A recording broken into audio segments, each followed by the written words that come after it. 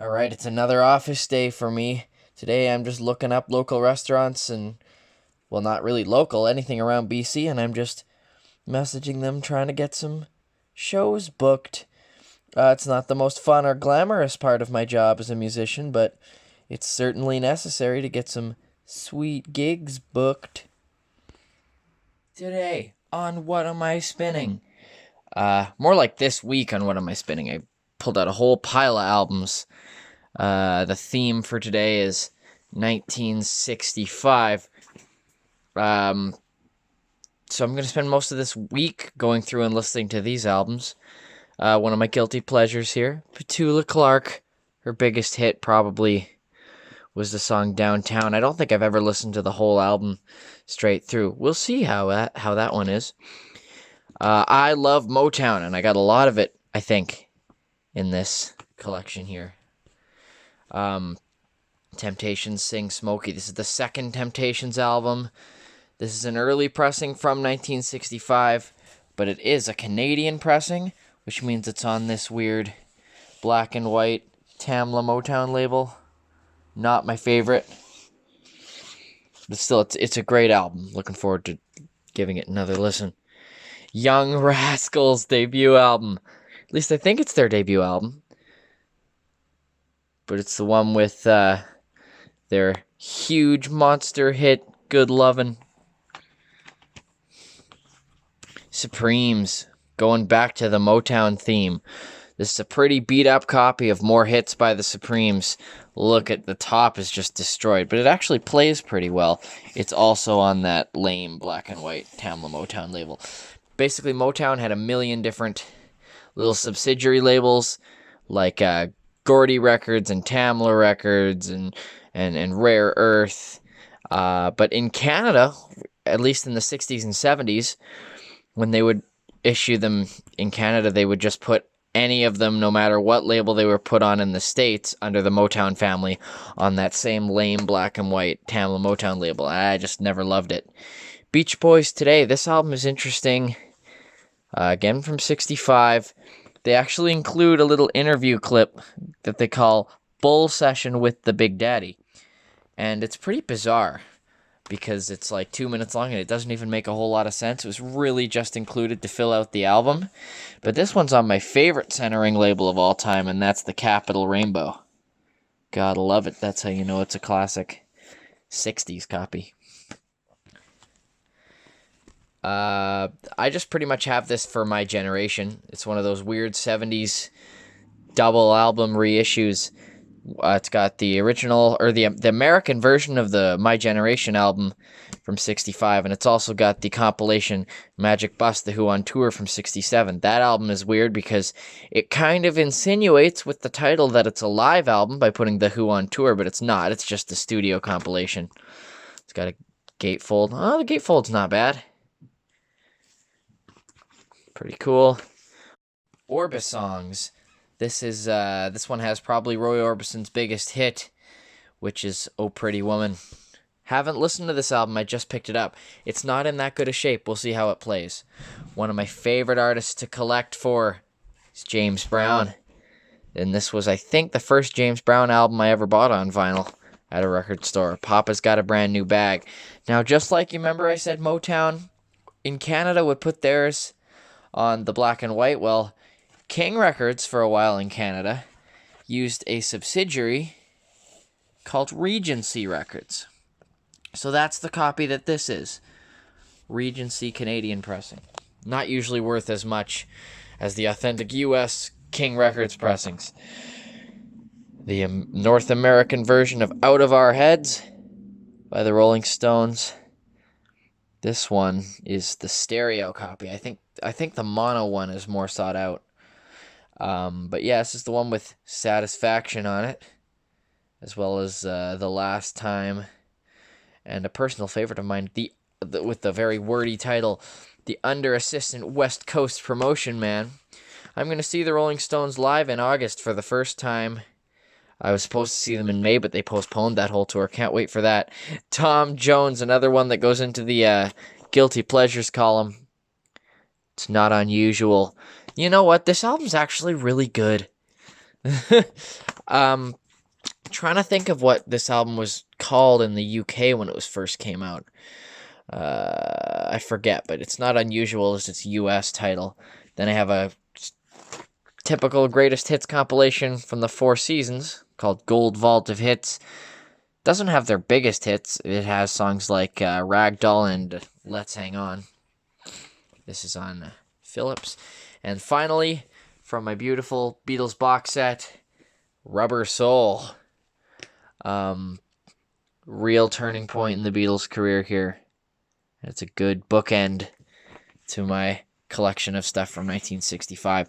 Really happy with the way the reissues were done visually as well as the excellent sound. I love the old black and yellow Parlophone labels. Cool. So that's what I'll be spinning this week. Can't wait. Then I'll have to move on to 66. Alright, so now I'm just going to send a million booking emails out to people. So not going to be too much else to film for the vlog. I'm going to include another performance from my tour with Leenie. There's just so much good footage that I didn't get to put up on the vlog on the day that they were performed.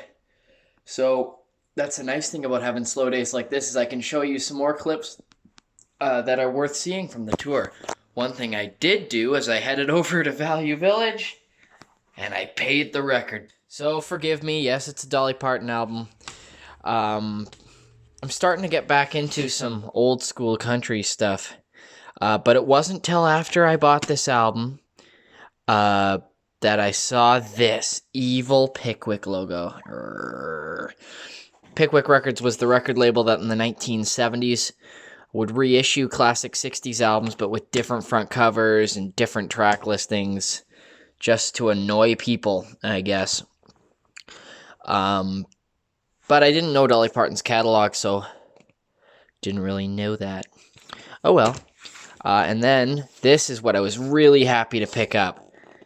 This is Sinatra Volume 2. It's a compilation, greatest hits type album made by Capitol in 1958, and it's original.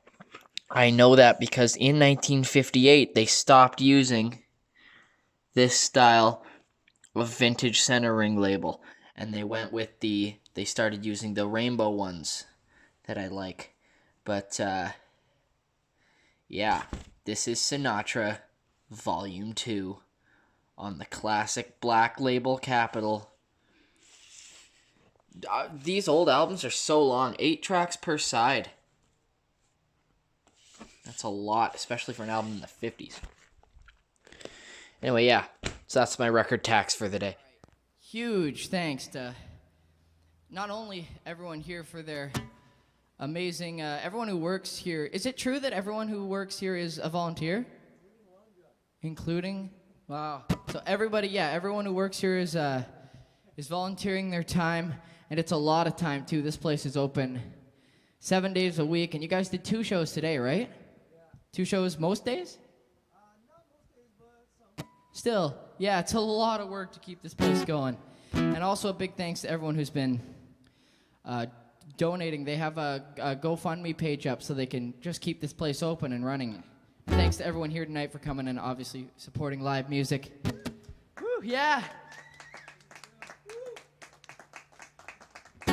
All right. Yeah, thanks everyone for coming. I got time for one more here. This fun little upbeat tune that I wrote specifically for the purpose of being a cool song to end sets with. All right, thanks everyone for coming. This is a tune called Mirror, Mirror.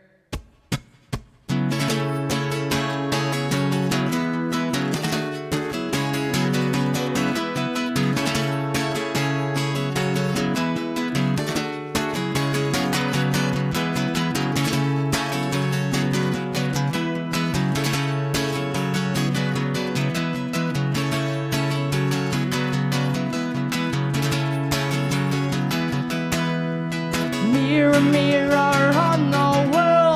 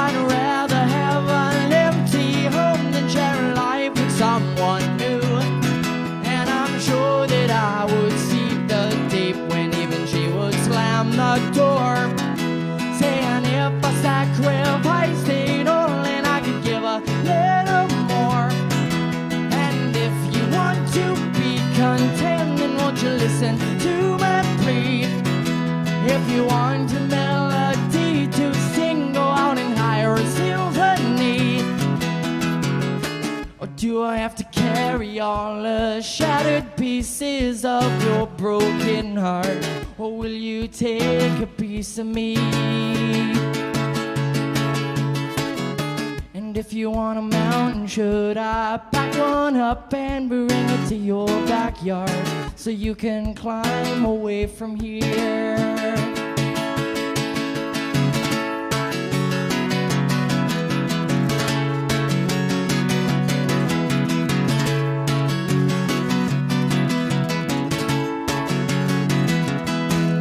So tell me, did you find no way? In which direction did it point?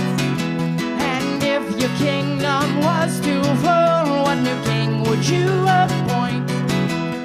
A knight in shining armor, maybe, or a captain on the sea?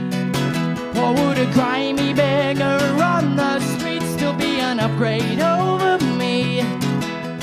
Mirror, mirror on the wall, tell me, what is this I see? Have I traveled all around the world just to find you here with me? Because I swear to God I tried so hard to tell you everything a day. But do I have to send you all my love to find out what I feel this way?